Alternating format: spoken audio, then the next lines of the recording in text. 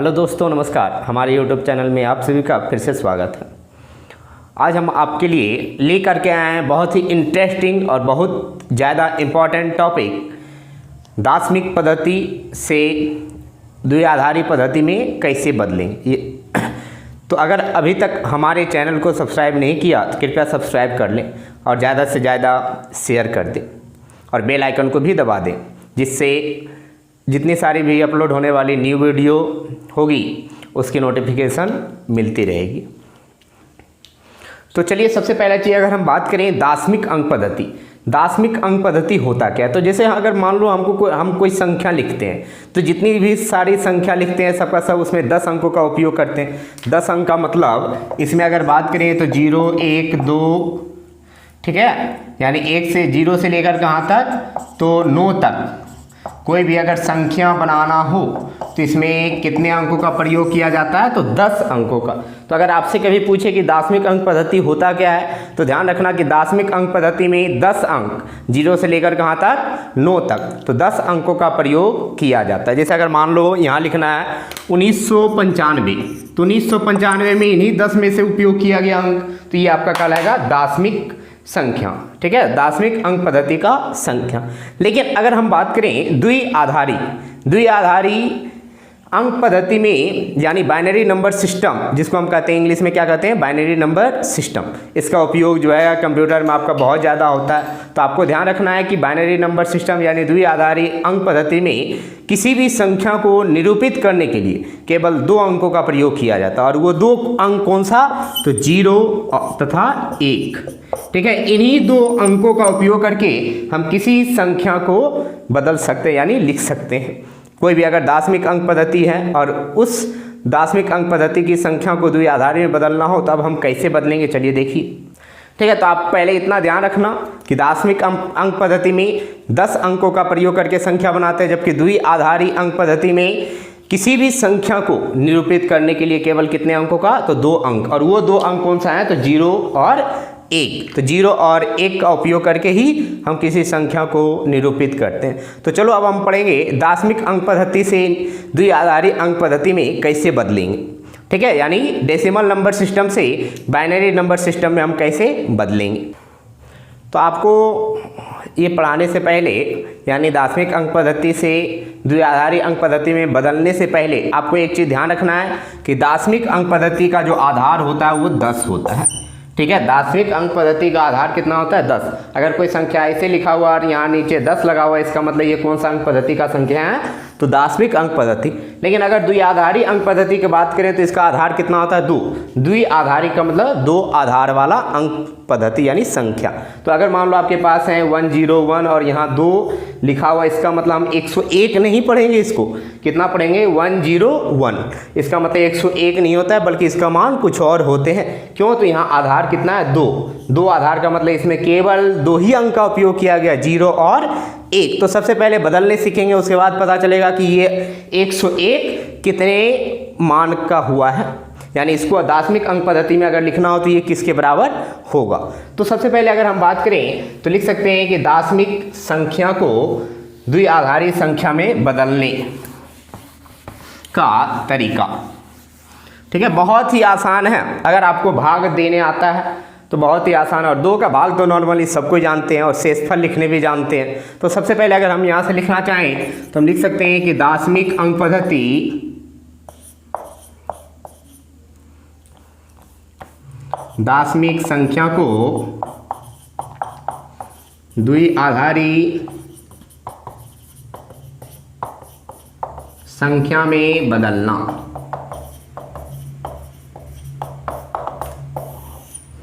तो देखिए, दार्शनिक अंक संख्या को, यानी दार्शनिक अंक पद्धति वाले संख्या को द्विआधारी अंक पद्धति वाले संख्या में हम कैसे बदलेंगे। जैसे मान लीजिए आपके पास कोई संख्या 25 है। ठीक है, कोई संख्या क्या है? 25, और इस 25 के नीचे लगा हुआ है 10। इसका मतलब इसका आधार है 10, इसका मतलब ये कौन सा संख्या हुआ, तो दशमिक अंक पद्धति का संख्या हुआ। अब इसको पूछा है कि इसका मान द्विआधारी में कितना होगा। यहाँ अगर देखो नीचे 2 लगा हुआ, इसका मतलब किसमें पूछा, द्विआधारी। द्विआधारी का मतलब बाइनरी नंबर सिस्टम में कितना होगा। तो सबसे पहला चीज़ सुनो, ध्यान से देखो, लिखना अभी नहीं है। अगर हम बात करें, मान लो आपके पास 25 हैं, तो 25 को इधर लिखो शेषफल, ठीक है। अब देखो इसमें 2 से भाग दो, 2 से जब भाग देंगे तो पूरा पूरी कितने बार में लगेगा, 12, यानी 12 दूना 24। तो 2 से भाग देंगे तो भागफल कितना, 12, और शेषफल कितना बचेगा, 1। फिर आप फिर से 2 से भाग दो 6 बार में, यानी 6 दूना 12, कोई शेष नहीं बचा तो शेषफल कितना, 0। फिर 2 से भाग दीजिए तो कितने बार में, तो 3 बार में, शेषफल कितना, 0, पूरा पूरी कट रहा है। फिर से 2 से भाग दीजिए, 2 एका 2, 2 एकम 2, बच गया कितना, 1, तो शेष 1। अब तो लगेगा नहीं। अब करना क्या है, पहले ध्यान से सुनो। हमने क्या बोला कि अगर 25 आपके पास दशमिक अंक पद्धति वाली संख्या है और उस 25 को किस में बदलना है, द्विआधारी में, तो हमने क्या बोला कि उसमें 2 से भाग देते जाइए, जब तक भाग लगते जाए और शेषफल बचते जाए तब तक देते जाइए। तो हमने क्या किया, 25 में 2 से भाग दिया तो कितने बार में, 12 बार में, यानी 12 दूना 24, तो बच गया कितना, 1। तो इधर लिखते गए शेषफल। फिर हमने भाग दिया 2 से, तो 2 से कितने 12 में देंगे तो कितने बार में, 6 बार में, शेष कितना बचेगा, 0, पूरा पूरी कट जाएगा। फिर 2 से देंगे तो 2 तिया 6, 6 से 6 कट गया, बचेगा कितना, 0। फिर 2 से भाग देंगे 1 बार में, शेष कितना, 1। इधर जो लिख रहे हैं, यहाँ लिख रहे हैं भागफल और इधर क्या लिख रहे हैं, शेषफल। तो 2 से जब यहाँ भाग दिए तो भागफल 12 और शेषफल कितना, 1। फिर 2 से इसमें भाग दिए तो भागफल 6 और शेष कितना, 0। फिर 2 से भाग दिए तो भागफल कितना, 3 और शेषफल 0। फिर 2 से भाग दिए तो भागफल 1 और शेषफल 1। अब क्या करना है, अगर हमको लिखना है द्विआधारी में, तो द्विआधारी का जो मान होता है इधर से इधर आप अरेंज करके लिखो। यानी इसका मतलब हम लिखना चाहें तो लिख सकते हैं कि 25 अगर आपके पास दशमिक अंक पद्धति में है तो इसका मान होगा 1 1 0 0 1। ये हो गया किसमें, द्विआधारी में, ठीक है। ये किसमें हो गया, द्विआधारी में। चलिए, तो ये तो अच्छे से समझ आ ही गया होगा। अगर नहीं आया तो फिर से देख लो। हमने क्या बोला कि अगर 25 ये दशमिक अंक पद्धति में है और इसको बदलना है द्विआधारी में, तो सबसे पहले क्या करना है, 2 से भाग देना है। तो इस इधर जो नीचे लिखते जाएंगे वो भागफल लिखेंगे और इधर क्या लिखेंगे, शेषफल। हमने क्या बोला कि 2 से भाग देंगे 25 में तो भागफल कितना, 12, यानी 12 बार में। फिर शेषफल कितना बचा, 1। फिर 2 से भाग देंगे, यानी 2 से भाग देते जाना है। तो 2 से भाग देंगे तो शेषफल यानी भागफल कितना, 6। तो 6 बार में 6 दूना 12, पूरा पूरी कट गया तो शेषफल कितना, 0। नेक्स्ट अगर बात करें 2 से भाग देंगे 6 में तो कितना आएगा, 3 बार में पूरा पूरी कट गया तो शेषफल कितना, 0। फिर 2 से भाग देंगे 1 बार में, अब बताओ 2 से 1 बार में 2 घटेगा तो कितना बचेगा, 1, शेषफल 1। अब नीचे से ऊपर पूरा लिख दो शेषफल को, यहाँ से यहाँ तक, वही आपका कहलाएगा कौन सा अंक, तो द्विआधारी अंक पद्धति वाला संख्या। तो 25 आपका किसमें था, तो दशमिक अंक पद्धति में, और इसका द्विआधारी में कितना गया, तो 1 1 0 0 1। इसको हम ऐसा नहीं पढ़ेंगे कि 1,01,001, क्योंकि इसमें कितने अंक का प्रयोग किया गया, 2, और 2 अंक में सिर्फ 0 और 1। तो इसको हम 1,00,000 नहीं पढ़ेंगे, क्या पढ़ेंगे, 1 1 0 0 1, क्योंकि 2 ही अंक का प्रयोग किया गया, ठीक है। अब उसी तरह अगर मान लो आपके पास है 40 और 40 को बदलना हो किसमें, तो आपका द्विआधारी में, तो कैसे बदलेंगे, चलो देखो। तो यहाँ अगर मान लेते हैं आपके पास 40 हैं और 40 जो है वो किसमें है, दशमिक अंक पद्धति में, और इसको बदलना किसमें है, तो द्विआधारी में, ठीक है। तो द्विआधारी में हम कैसे बदलेंगे, तो सबसे पहला चीज़ अगर बात करें तो 40 हैं तो 40 में भाग दीजिए 2 से, कितने बार में, तो 20 बार में। इधर लिखेंगे शेष, ठीक है। तो 20 बार में यानी भागफल हो गया 20, शेषफल कितना, कोई शेष नहीं बचा। फिर 2 से भाग दीजिए 10, कोई शेष नहीं बचा, 0। फिर 2 से भाग देंगे 5 बार में, कोई शेष नहीं बचा। फिर 2 से भाग देंगे 2 बार में, 2 दूना 4, शेष कितना बचेगा, 1। फिर से लगेगा, कितने बार में लगा, भागफल 1, शेष 0। अब करना क्या है, तो देखो सबसे पहले हमने क्या बोला कि 2 से 40 में भाग देंगे 20 बार, शेष कितना बचा 0। 2 से फिर 20 में भाग देंगे 10 बार में, शेष कितना 0। फिर 2 से भाग देंगे 10 में 5 बार में, शेष कितना 0। 2 से भाग देंगे 5 में 2 बार में, शेष कितना बचेगा 1, क्योंकि 2 दूना 4 और यहाँ है कितना 5 तो 1। फिर 2 से भाग देंगे 2 में तो 1 बार में, शेष कितना 0। अब इधर से इधर लिख दो, ये क्या आया तो आपका द्विआधारी। तो यहाँ से लिख सकते हैं कि अतः कितना है तो 40 जो है वो दशमिक अंक पद्धति में है। और ये मान कितना गया 1 0 1 0 0 0, ये कौन सा अंक पद्धति में आ गया तो द्विआधारी में। तो 1 0 1 0 0 0, तो 40 जो दशमिक अंक पद्धति में था उसमें द्विआधारी में उसका क्या आया 1 0 1 0 0 0। ठीक है, ये आपका क्या था पूर्ण संख्या का द्विआधारी बदलने का तरीका कि 2 से भाग देते जाइए। लेकिन अगर पूर्ण संख्या नहीं है, ठीक है, तो वैसे केस में हम कैसे ज्ञात करेंगे। तो चलिए इसको मिटाते हैं।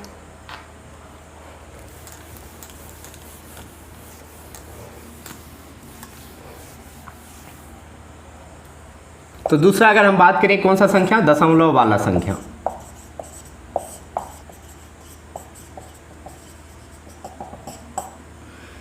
जैसे मान लीजिए आपके पास है 0.25, ठीक है, कितना है 0.25, और ये जो 0.25 है वो मान लो कि आपके पास दशमिक अंक पद्धति में और इसको बदलना किस में है द्विआधारी में। तो देखो पूर्ण संख्या का जो बदलने का तरीका अलग है और दशमलव वाली संख्या का जो बदलने का तरीका वो अलग है। अगर बात करें तो सबसे पहला चीज़ करना क्या है तो 0.25 अगर हैं जो भी दशमलव के बाद है उसको अंक को लिखिए 0 पॉइंट के साथ, इसको गुना कीजिए 2 से। ठीक है, 2 से गुना करने के बाद ये आएगा कितना तो 0.50। ठीक है, तो देखो दशमलव से पहले क्या बचा पूर्ण की अगर बात करें तो पूर्ण संख्या कितना आया तो पूर्ण हो गया 1 यानी 0। ठीक है, नेक्स्ट अगर बात करें ये आया कितना 0.50, इसको 2 से गुना कीजिए तो कितना आएगा 1.00। तो यहाँ लिखो 1 यानी दशमलव से पहले ये क्या बचेगा 0 0। तो अगर दशमलव के बाद 0 0 आया तो फिर इसको हल करने का कोई ज़रूरत नहीं है। अगर 0 0 आ गया दशमलव के बाद यानी दशमलव के बाद 0 0 के अलावा कोई अंक नहीं आया तो वहीं तक आपको छोड़ देना। तो बताओ पूर्ण संख्या क्या आया 0 1 0 1। तो ऐसे दशमलव के साथ लिख दीजिए। तो अब देखो यहाँ कितना है तो लिख सकते हैं कि अतः आपके पास है कितना 0.25, ये दशमिक में है तो इसको लिखेंगे 0.01 किसमें तो द्विआधारी में, यानी ये कहलाता है द्विआधारी अंक।